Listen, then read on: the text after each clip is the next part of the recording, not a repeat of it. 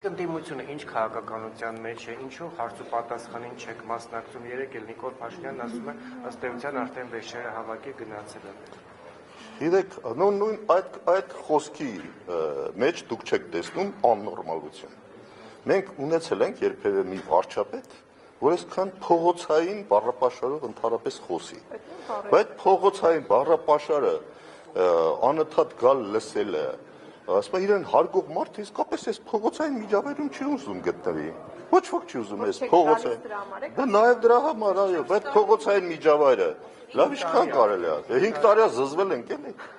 Զզվել ենք էլի, բարես փոքր։ Դե դնում ենք էլի, բա ինչ ենք անում։ Հեսա գնում ենք մանդատները վայր ենք դնում էլի։ Վերջերը հավաքելու տրամաբանության մեջ եք դրա համար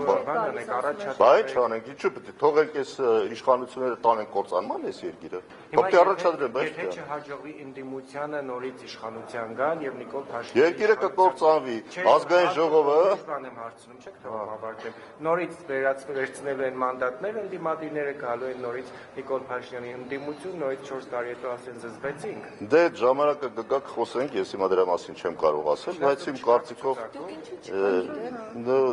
այդ առանձին հարց է։ Եթե այս իշխանությունները